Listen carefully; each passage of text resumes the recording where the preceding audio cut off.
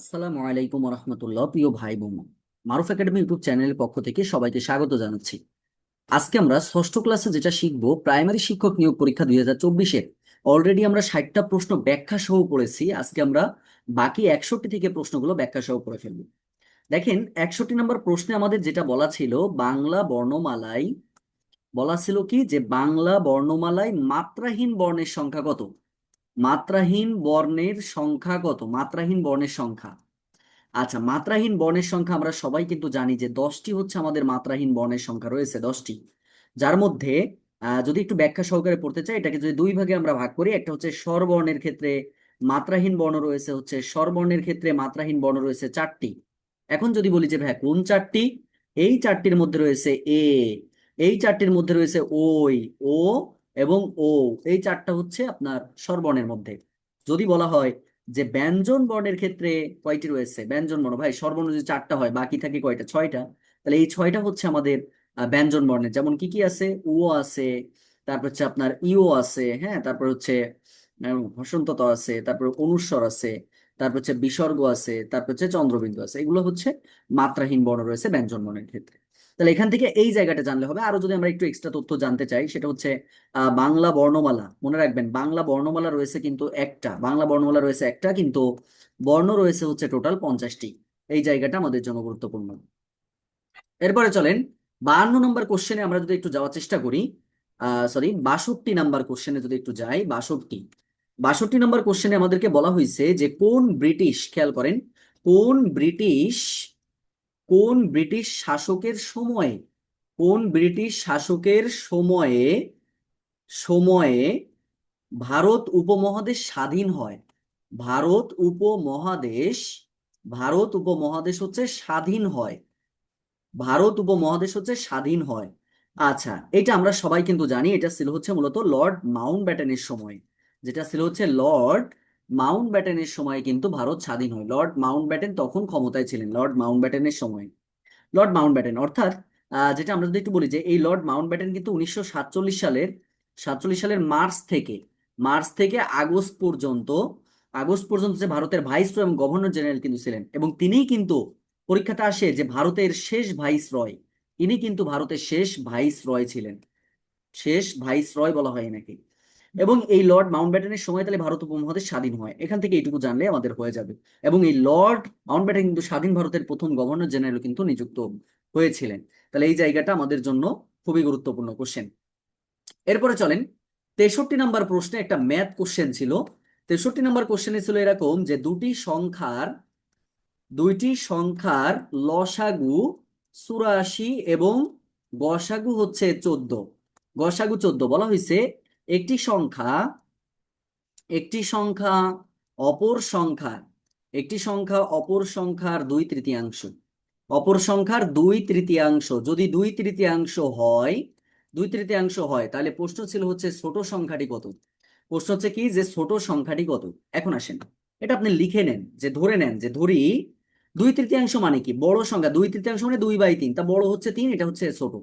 তাহলে বড় সংখ্যা আমরা ধরবো হচ্ছে 3x, আর ছোট সংখ্যা আমরা ধরবো হচ্ছে 2x, ধরে নিলাম। এবার আমরা কিন্তু একটা জানি, যে জিনিস জানি, সেটা কি, যে গুণফল সমান সমান লসাগু গুণ গসাগু। এবার খেয়াল করেন তো, এখানে কিন্তু আমাদের দেওয়া আছে, দেখেন লসাগু গসাগুর মান দেওয়া আছে, একটি সংখ্যা অপর সংখ্যা কিন্তু আমরা পাইছি। তাহলে সেক্ষেত্রে আমরা এখান থেকে পাচ্ছি 3x × 2x। লসাগুর মান আছে হচ্ছে 84, আর গসাগুর মান আমরা পাচ্ছি হচ্ছে 14। জাস্ট ক্যালকুলেশন করতে হবে, 3 দুগুণে 6, 6x²। আচ্ছা, 6x², এটা যদি গুণ করি তাহলে 4, এটা গুণ করলে 4×14 কত হয় বলেন তো? 56, 56 সাথে 5, 8×14 কত?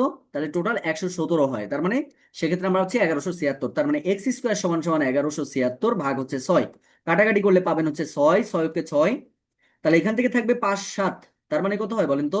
5 তো 6 নং 54, 9। আচ্ছা, 54 9, তাহলে সেক্ষেত্রে 3 থাকে, তাহলে 3 6 6 অর্থাৎ 196। তাহলে 196 যদি হয়, তার মানে এক্স এর মান √196, যেখান থেকে আমরা রুট করলে পাবো হচ্ছে 14। তাহলে এক্স এর মান যদি 14 হয়, ছোট সংখ্যাটি কত? 2 × 14, যেখান থেকে আপনি পাবেন হচ্ছে 28। এই 28 হচ্ছে আমাদের গণিতের অ্যান্সার আসবে। পরের কোশ্চেনে চলে আসব। 64 নাম্বার কোশ্চেনে আমাদের বলা হয়েছে, দেখেন, যে শালবন বিহার শালবন বিহার কোন রাজবংশের কীর্তি? কোন রাজবংশের কোন রাজবংশের কীর্তি এটা?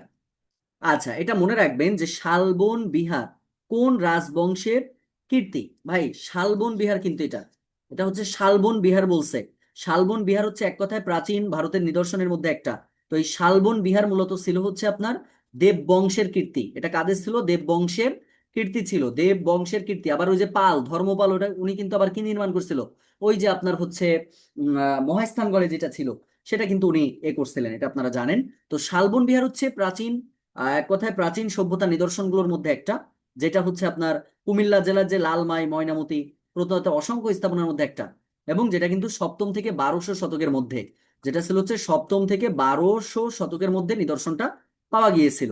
এই জায়গাটা জাস্ট একটু মনে রাখবেন, এটা এটুকু পড়লেই আমাদের হয়ে যাবে। এরপরে চলেন 65 নাম্বার কোশ্চেনটা কি বলছে দেখি। 65 নাম্বার বলছে যে which which sentence is correct, which sentence is correct. আচ্ছা, হুইচ সেন্টেন্স ইজ কারেক্ট, এটা আপনার সাবজেক্ট ভার্ব এগ্রিমেন্টের একটা কোশ্চেন ছিল। কোশ্চেন ছিল one of my friend been sick. Been sick খুব সহজ ভাই, ওয়ান অফ দিয়ে একটা রুলস আছে, সেই রুলস দিয়ে আমাদের প্রশ্নটা ছিল। One of my friends one of my friends is sick. Option সিতে ছিল হচ্ছে one of my friend is sick. খেয়াল করেন। আচ্ছা, অপশন ডিতে ছিল হচ্ছে ওয়ান অফ মাই ফ্রেন্ডস আর সিক। প্রিয় ভাই বোন, আচ্ছা রুলসটা কি ছিল? এটা মূলত ছিল হচ্ছে অন অফ যুক্ত শব্দে, এই যে নাউনটা থেকে এটা প্লুরাল হয়, অন অফ যুক্ত শব্দে এটা প্লুরাল হলেও পরেরটা সিঙ্গুলার হয়, কিন্তু এটা ঠিক না, এটা ভুল। অন অফের পরে কিন্তু অবশ্যই আপনার সিঙ্গুলার প্লুরাল হতে হবে, কিন্তু এটা প্লুরাল নাই। এটা অন অফের পরে প্লুরাল নাই, এটাও কাটা। এটা প্লুরাল আছে, এটা প্লুরাল আছে। এবার মনে রাখবেন, যদি এটা অনব যুক্ত শব্দের ক্ষেত্রে নাউনটা প্লুরাল হলেও ভার্বটা কিন্তু সিঙ্গুলার হয়। এটা ভার্বটা প্লুরাল আছে, এটা হবে না। তাহলে অ্যান্সারটা অবশ্যই আমাদের হবে হচ্ছে বি, বি নাম্বারটা আসবে। 66 নাম্বার প্রশ্নে আমাদেরকে বলা হয়েছে যে বাবা শব্দটি কোন ভাষার শব্দ? বাবা শব্দটি বাবা শব্দটি কোন ভাষার শব্দ? এটা কোন ভাষার শব্দ? এটা হচ্ছে মূলত তুর্কি ভাষার শব্দ। এটা হচ্ছে মূলত তুর্কি ভাষার শব্দ। এখন তুর্কি ভাষার আরো কয়েকটি শব্দ আমরা পড়ে ফেলবো, এটাই ব্যাখ্যা। যেমন হচ্ছে বাবা, যেমন হচ্ছে খাতুন, যেমন হচ্ছে দেখেন কোরমা, তারপরে যেমন হচ্ছে উজবুক, হ্যাঁ উজবুক পরীক্ষাতে আসে, যেমন হচ্ছে চাকু, যেমন হচ্ছে আপনার বাবুর্চি, হ্যাঁ বাবুর্চি, যেমন হচ্ছে আপনার তোপ। এই শব্দগুলোকে আমরা বলে থাকি হচ্ছে এটা তুর্কি ভাষার শব্দ, ঠিক আছে। এরপরে চলে আসবেন 67 নাম্বার কোশ্চেন কি বলছে দেখেন।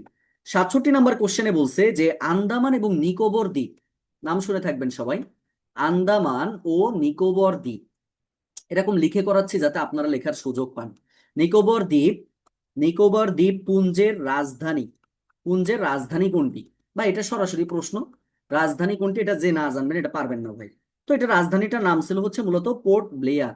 এটা রাজধানীর নাম হচ্ছে পোর্ট পোর্ট ব্লেয়ার। খেয়াল করেন, পোর্ট ব্লেয়ার হচ্ছে এর রাজধানীর নাম, এটা মনে রাখবেন। এছাড়াও যদি আমরা ইম্পর্টেন্ট কিছু রাজধানী একটু জানার চেষ্টা করি, যেমন দেখেন সিকিম, এই সিকিমের রাজধানীর নাম হচ্ছে গ্যাংটক, যেটা পরীক্ষাতে আসে কিন্তু গ্যাংটক। তারপরে হচ্ছে যেমন হচ্ছে আমরা বলি হচ্ছে পুদুচেরির রাজধানী কোনটা? এই দুইটা বললে হবে। পুদুচেরির রাজধানী হচ্ছে পুদুচেরি। এই জায়গাটা একটু মনে রাখবেন। এরপরে চলেন 68 নাম্বার কোশ্চেনটা আমাদেরকে কি বলছে একটু দেখি। 68 নাম্বার কোশ্চেনে বলছে ষড়ঋতু। খুব সহজ একটা প্রশ্ন, ষড়ঋতু এটা কোন সমাস? প্রশ্ন বলছে এটা হচ্ছে কোন সমাস হবে। আচ্ছা, এটা কোন সমাস ভাই? ষড়ঋতু। আমরা জানি যে 6 ঋতুর সমাহার, তাই না? 6 ঋতুর সমাহার, সেটাকে আমরা বলি হচ্ছে ষড়ঋতু। তার মানে দেখেন সমাহার যুক্ত আছে, দ্বিগু সমাস হবে। এটা কি সমাস হবে? দ্বিগু সমাস হবে। আমরা জানি যে প্রথমে সংখ্যাবাচক শব্দ, পরে কিন্তু বিশেষ্য পদ হতে হবে, পরবর্তীটা বিশেষ্য হতে হবে। তাহলে এই ষড়ঋতুর সমাহার হচ্ছে দ্বিগু সমাস হবে। এরকম আপনি আরো বলতে পারেন হচ্ছে চতুরঙ্গ বলতে পারেন, হ্যাঁ চতুরঙ্গ বলতে পারেন। এরপরে আপনি বলতে পারবেন হচ্ছে চৌরাস্তা বলতে পারবেন, 4 রাস্তার সমাহার বলতে পারবেন। এরপরে আপনি বলতে পারবেন হচ্ছে ত্রিকাল বলতে পারবেন, 3 কালের সমাহার বলতে পারেন। এগুলো সব আপনারা লিখে ফেলবেন, ঠিক আছে। তারপরে হচ্ছে আপনি বলতে পারবেন হচ্ছে তে মোহনাও আপনি বলতে পারবেন। এগুলো সবই 3 মোহনার সমাহার, এগুলো সবই হচ্ছে আমাদের দ্বিগু সমাস। হয়ে গেল, এক্সট্রা ব্যাখ্যা সহ করতে হবে। 69 নম্বর কোশ্চেনে আমাদেরকে বলা হয়েছে যে 16 কোটির 1% সমান সমান কত? 16 কোটির 1% সমান সমান কত? ভাই এই একদম সহজ একটা বিষয়। আচ্ছা, 16 কোটির 1% মানে কি? 16 কোটির 1% তার মানে খেয়াল করেন, 16 কোটি আগে লিখে ফেলেন না। 16 কোটি আগে আমরা লিখে ফেলবো, এই যে দেখেন 16 কোটি লিখে ফেলেন। 16 কোটির এই যে লিখে ফেললাম। এবার 1% 1 লিখবেন ভাই, পার্সেন্ট তুলতে বলে 100 দ্বারা ভাগ করতে হয়, করে ফেলেন, এই দুটো শূন্য কেটে দেন, কি থাকে ভাই দেখেন তো, এই যে এইটাই হচ্ছে আমাদের অ্যান্সার। তার মানে 16 লাখ থাকে আমাদের অ্যান্সার, এটা হচ্ছে 16 লক্ষ অ্যান্সার থাকে। এরপর আসেন 70 নম্বর কোশ্চেনটা আমাদেরকে কি বলছে একটু দেখেন। 70 নম্বর প্রশ্নে আমাদেরকে বলা হয়েছে যে রোম সাম্রাজ্যের, খেয়াল করেন, রোম সাম্রাজ্যের রোম সাম্রাজ্যের প্রথম সম্রাটকে, রোম সাম্রাজ্যের প্রথম সম্রাট বলা হয় হচ্ছে অগাস্টাস সিজারকে। এটা আমরা কিন্তু জানি যে রোম সাম্রাজ্যের অগাস্টাস সিজার, অগাস্টাস সিজার হচ্ছে প্রথম সম্রাট ছিল। রোম সাম্রাজ্যের প্রথম সম্রাট হচ্ছে অগাস্টাস সিজার। ভাই পরীক্ষাতে কি টাইপের কোশ্চেন আসে চিন্তা করতে পারছেন? খুবই গুরুত্বপূর্ণ, এগুলা বাদ দেওয়া যাবে না। এরপরে আসেন 71 নম্বর কোশ্চেনে কি ছিল। 71 নম্বর কোশ্চেনে ছিল মুখ ও মুখোশ, মুখ ও মুখোশ, মুখ ও মুখোশ চলচ্চিত্রের, চলচ্চিত্রের পরিচালককে, চলচ্চিত্রের পরিচালক, চলচ্চিত্রের পরিচালককে আব্দুল জব্বার খান। এটা হচ্ছে আব্দুল জব্বার খান। পরীক্ষাতে এখন দুই ভাবে আসতে পারে, একটা হচ্ছে মুখ ও মুখোশ কি জাতীয় এ হবে, তো এটা আপনারা বলবেন হচ্ছে ভাই চলচ্চিত্র হবে।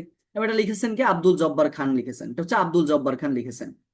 ঠিক আছে, আব্দুল জব্বার খান লিখেছেন। এটা কিন্তু মূলত পূর্ব পাকিস্তান তথা বাংলাদেশ ভূখণ্ডের প্রথম সবাক চলচ্চিত্র ছিল। এরপরে আসেন আর 3-4টা কোশ্চেন আছে। 72 নম্বর, 72 নম্বর কোশ্চেন আমাদেরকে বলছে যে ফরাসি বিপ্লবকে, ফরাসি বিপ্লবকে, ফরাসি বিপ্লবকে অনুপ্রাণিত করেন, ফরাসি বিপ্লবকে অনুপ্রাণিত, অনুপ্রাণিত করেন নিচের কোন লেখকদ্বয়, নিচের কোন লেখকদ্বয়। ভাই সরাসরি প্রশ্ন, এখান থেকে ব্যাখ্যা পড়া লাগবে না, শুধু প্রশ্ন বললেই হয়ে যাবে। কোন লেখকদ্বয়, এটা সরাসরি হচ্ছে রুশো, রুশো ও ভলতেয়ার, রুশো ও ভলতেয়ার হচ্ছে আমাদের এটার অ্যান্সার আসবে, রুশো ও ভলতেয়ার। ফরাসি বিপ্লবকে অনুপ্রাণিত করেন হচ্ছে রুশো এবং ভলতেয়ার। ওকে, এরপরে আসেন 73, এখানে ব্যাখ্যা নাই ভাই, এখান থেকে এটুকু বলেই হবে। এরপরে বলছে 73 নম্বর কোশ্চেন, বার্ষিক 12% মুনাফায়, বার্ষিক 12% মুনাফায় কত বছরে, কত বছরে 10,000 টাকার, 10,000 টাকার, 10,000 টাকার মুনাফা, মুনাফা 4800 টাকা হবে, 4800 টাকা হবে। আমরা কিন্তু একটা জানি আই সমান সমান হচ্ছে পি আর এন, তার মানে এন এর মান যদি বের করতে চাই আমরা লিখতে পারবো আই ভাগ পি আর।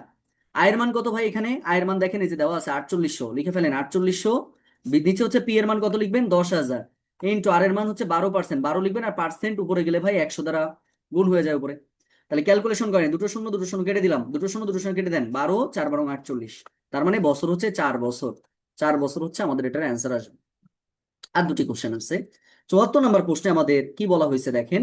74 নম্বর কোশ্চেনে আমাদের বলা হয়েছিল যে একটি গাড়ির, একটি গাড়ির চাকা, একটি গাড়ির চাকা 30 মিনিটে, 30 মিনিটে 2000 বার ঘুরে, 2000 বার ঘুরে 10 কিলোমিটার পথ অতিক্রম করে, পথ অতিক্রম করে, পথ অতিক্রম করে। প্রশ্নে বলা হয়েছে যে চাকাটির পরিধি কত, পরিধি বের করতে দিয়েছে, চাকাটির পরিধি কত বের করতে দিয়েছে। এখন এটা কিভাবে করবেন ভাই, সিম্পলি চিন্তা করেন। আমরা কিন্তু একটা কথা জানি যে 1 কিলোমিটার সমান সমান কত হয়, আমরা জানি 1 কিলোমিটার সমান সমান 1000 মিটার। তাহলে 10 কিলোমিটারে আমরা বের করে ফেলবো এটা কত হয় 10,000, তাই না? এটা কত হবে বলেন তো 10,000, 10,000 মিটার বের করে ফেললাম। এবার দেখেন ভাই আমরা পরিধির সূত্র কি জানি, 2 পায়ার, যেটা মান কিন্তু এখানে দেওয়া আছে 2 পায়ার, ডাইরেক্ট লিখবো 2 পায়ার, যার মানটা আমাদের দেওয়া আছে কত বলেন তো, 2 পায়ার দেওয়া আছে হচ্ছে 10,000, পরিধির মানটা দেওয়া আছে। এবার কথা হলো ভাইয়া 2 পায়ারের সাথে এটা কিন্তু একবার ঘুরে, আমরা কি জানি বলেন তো, একবার ঘুরে পরিধির সমান দূরত্ব অতিক্রম করে। তাহলে 2000 বার ঘুরে এর সাথে 2000 গুণ হয়ে যাবে। গুণ কেন করছি, যেহেতু 2000 বার। জাস্ট এখান থেকে আপনারা কি বের করবেন, চাকার পরিধি মানে 2 পায়ারের মানটা বের করবেন। তাহলে এখন কথা হলো যে 2 পায়ার যদি আমি বের করতে চাই, তাহলে এখান থেকে আমরা লিখতে পারবো হচ্ছে 2 পাই আর সমান সমান 10,000, 10,000 ভাগ হচ্ছে 2000, তাহলে কাটাকাটি করলে কত হয় ভাই 2 5 হয়। তার মানে পরিধির মান হচ্ছে 5 হবে, 5 হচ্ছে পরিধির মান হবে। লাস্ট কোশ্চেন 75, 75 নম্বর লাস্ট কোশ্চেনে আমাদেরকে বলা হয়েছে দেখেন 125 সংখ্যাকে কত দ্বারা গুণ করলে, কত দ্বারা গুণ করলে, গুণ করলে সংখ্যাটি পূর্ণবর্গ হবে, করলে সংখ্যাটি পূর্ণবর্গ সংখ্যা হবে, পূর্ণবর্গ সংখ্যা হবে। প্রথম কাজ ভাইয়া এটাকে আগে উৎপাদকে বিশ্লেষণ করবেন, যেটা জোড়াবিহীন থাকবে ওটাই অ্যান্সার। যেমন ধরেন আমি যদি এটা 5 দিয়ে ভাগ করি তাহলে কত হয় 5 25, আবার যদি 5 দিয়ে দিই 5 5 25, দেখেন জোড়াবিহীন কোনটা আছে 5, দেখেন একটা জোড়া আছে, এটা জোড়াবিহীন আছে, তার মানে অ্যান্সারটা হচ্ছে 5 হবে। এগুলো বেসিক ক্লাসে আরো ভালো করে শেখাবো। একটা কথা মনে রাখেন, যারা এই ক্লাসগুলো নিয়মিত করতেছেন, এর পাশাপাশি যদি কোনোভাবে ড্রিম ব্যাচের ক্লাসগুলো, বেসিক ক্লাসগুলো করে ফেলতে পারেন, চাকরির প্রস্তুতি অনেক সুন্দর হয়ে যাবে। সুতরাং দেরি না করে, বেশি ক্লাস হয়নি, চাইলে ড্রিম ব্যাচে ভর্তি হয়ে যেতে পারেন। যদি কেউ ভর্তি হতে চান, তারা এই যে নাম্বারটা আছে, এই নাম্বারে আপনারা হচ্ছে হোয়াটসঅ্যাপ আছে, হোয়াটসঅ্যাপে আপনারা নক করলে এটা জানতে পারবেন। 100 ক্লাস, 100 পিডিএফ, 100 এক্সাম, কেউ মিস না করে সবাই আপনারা চাইলে ভর্তি হয়ে যেতে পারেন। সামনে প্রাইমারি প্রধান শিক্ষকের পরীক্ষা আছে, সহকারী শিক্ষকের পরীক্ষা রয়েছে, চাইলে ভর্তি হয়ে যেতে পারেন। ধন্যবাদ সবাইকে। আল্লাহ হাফেজ। আসসালামু আলাইকুম রহমতুল্লাহি ওয়া বারাকাতুহু।